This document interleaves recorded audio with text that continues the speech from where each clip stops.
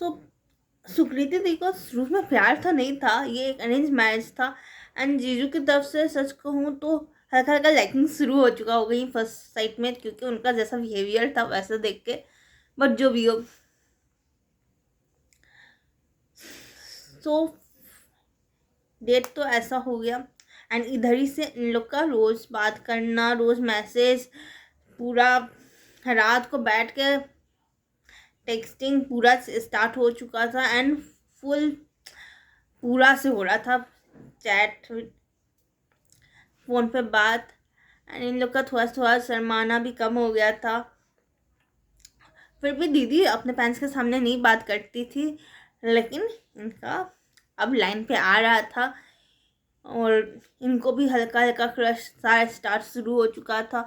And ज़्यादा time भी नहीं था, शादी का भी सारा तैयारी चल रहा था। एंड उसमें ही उनका प्लानिंग बनाना कि ऐसे करेंगे, ऐसे एंट्री करेंगे, ये वे। कि दीदी का जो सोच था, जो सपना था, उतना अच्छा तो नहीं, लेकिन आई मीन उनको उतना टाइम ही नहीं मिला वो सोचने का कि वो अपना शादी में कैसे क्या करेंगी। लेकिन जो भी उन्होंने डिमांड किया, जो भी उन्होंने वे चाहती थी, वैसा उनका किया गया, वैसा शादी हुआ उनका। एंड सब चल रहा था। 2 साल 2 साल उनको अब बेंगलोर नहीं जाना था एंड लखनऊ ही में रह के अपना पढ़ाई कंटिन्यू करना था। एंड सबसे ख़राब कहूँ या फिर थोड़ा अच्छा बात कहूँ कि उनका 1 महीना का सिर्फ डिफरेंस था उनकी शादी के डेट से, और एग्ज़ाम के डेट से सिर्फ 1 महीना का डिफरेंस था। एंड उस 1 महीना में होता है ना, शादी के स्टार्टिंग फेज में आदमी बहुत कुछ प्लान कर रखता है, हनीमून पे जाना है, कितना सारा रस्म है। 1-2 हफ्ते तो रस्म सब करने ही में लग जाता है। एंड तो उसमें उनको अपना पढ़ाई भी मैनेज करना होगा। सो एंड तब उनको, मैंने आपको कहा ना कि वे ख़राब भी कह सकती हूँ और मैं थोड़ा अच्छा भी, क्योंकि उस 1 महीना में ही दीदी को समझ में आने लग गया कि जीजू कितना केयरिंग है उनके प्रति, उनके पढ़ाई को लेके वे कितना सीरियस है। वे जब भी अपना, सो मैं आपको बताती हूँ, उनका विदाई हुआ, शादी हुआ, उसका विदाई हुआ। विदाई के बाद जाके वे गई बेंगलोर। बेंगलोर में उनके मम्मी पापा मीन्स जीजू के मम्मी पापा रहते थे, तो वहाँ पे रस्म होना शुरू हुआ।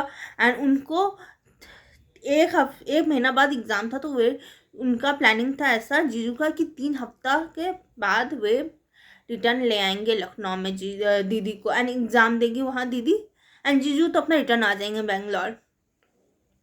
बट ऑब्वियस बात है, इतना ट्रैवलिंग, इतना सब कुछ में इंसान थक भी जाता है, तो दीदी को उतना पढ़ने टाइम नहीं मिलेगा। तो जितना दिन दीदी रही है 3 वीक्स जीजू के साथ, उस समय जीजू उनको पढ़ाई पे बहुत फोकस कराए, उनको कहे कि नहीं तुम्हारा एग्ज़ाम आ रहा है सुकृति, यू हैव टू स्टडी। वो उन्होंने अपना हनीमून पोस्टपोन कर दिया कि नहीं अभी हम लोग नहीं जाएंगे, अभी तुमको पढ़ाई में फोकस करना है, you have to do the you have to study right now. तो बहुत ज़्यादा इजी किए जीजू दीदी के लिए सब कुछ, सारा रस्म। जैसे किचन में फर्स्ट रसोई का रस्म होता है, सो उसके बाद जाके होता है ना कि सास ससुर सबका डिमांड होता है कि अब मेरी बहू कुछ स्पेशल बना के खिलाएगी। मतलब कि उन्होंने उनको दीदी को कहा कि आप कोई इजी डिश बना दो, कुछ इजी मीठा सा चीज़ बना दो, डैट्स इट। उसके बाद उनको वे पूरा जितना टाइम थी उनको किचन में नहीं जाने दिए, उनको कहे नहीं you have to study, room में बैठो पढ़ाई करो। एंड जब भी उनको ऐसा लगता था, फ्री टाइम मिलता था, जीजू खुद उनको पढ़ाते थे दीदी को कि तुमको कुछ प्रॉब्लम है तुम हमसे पूछो, ऐसे करके। एंड सो वे बहुत हैक्टिक टाइम भी था दीदी के लिए, बहुत कुछ चल रहा था। एंड दीदी को जीजू समझ में भी आने लगे थे बहुत। एक होता ना, दीदी के दिल को समझ में आने लगा था कि वह जिस इंसान से शादी की है वह कैसा है, वो उनका जो डर है वह कम होने लगा था। सो उनका मैरिड लाइफ स्टार्ट हो गया था। ऐसे ही करके एक मीन्स 3 वीक बाद दीदी आई लखनऊ। उन्होंने एग्ज़ाम दिया एंड उसका रिज़ल्ट आया एंड जीजू ने उस रिज़ल्ट पे भी टिप्पणी किया, ओपिनियन दिया अपना, बताया कि तुम्हारा ये वाला क्यों ख़राब है, तुम्हें करना चाहिए ना। अब इस चीज़ का अब जब हम लोग बात करेंगे तो तुम हमसे ये सब्जेक्ट में मतलब फ्यूचर में ऐसा कुछ प्रॉब्लम आता है कोई सब्जेक्ट में, तुम हमसे पूछना, हम तुमको बताएंगे ऐसा करके। And that was a cute thing. And दीदी को जीजू पसंद आने लगे थे। और ये सब बातें, शादी हो गया, पसंद तो आना बहुत कॉमन चीज़ है। एंड ऐसे ही उनका लाइफ चल रहा था। लेकिन और दीदी अपना भी पूरा ठोस और अपना वीगन से कि अपना हुक्म, अपना आदेश देना शुरू कर दिया था कि बहुत कुछ, कि आप हेल्दी खाओ, आप क्यों बाहर का खाते हो, आप ऑफिस में क्यों खाए, क्यों टिफ़िन नहीं ले गए थे, that type of cute things.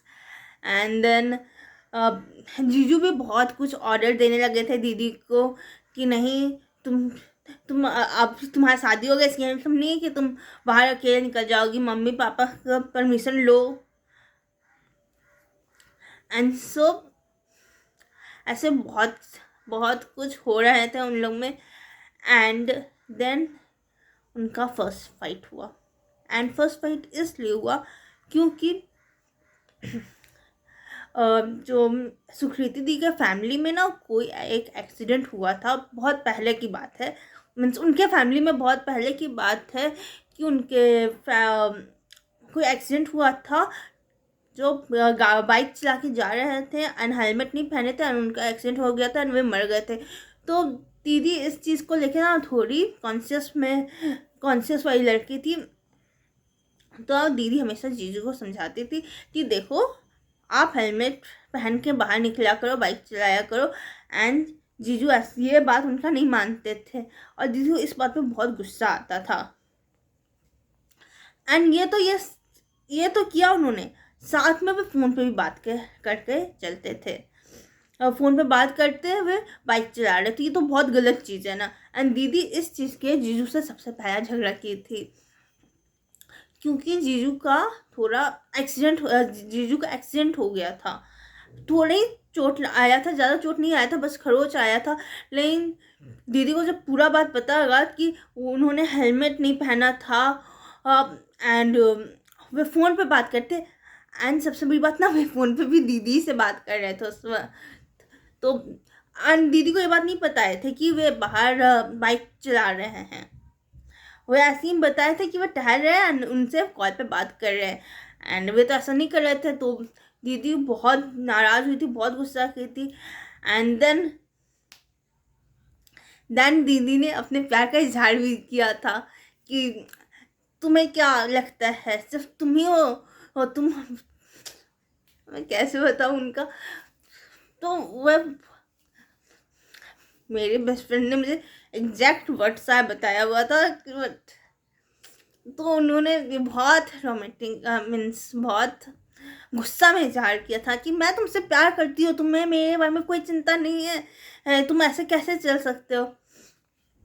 And बहुत डांटा था और बहुत गुस्सा की थी। एंड पूरा 2 दिन बात नहीं की थी।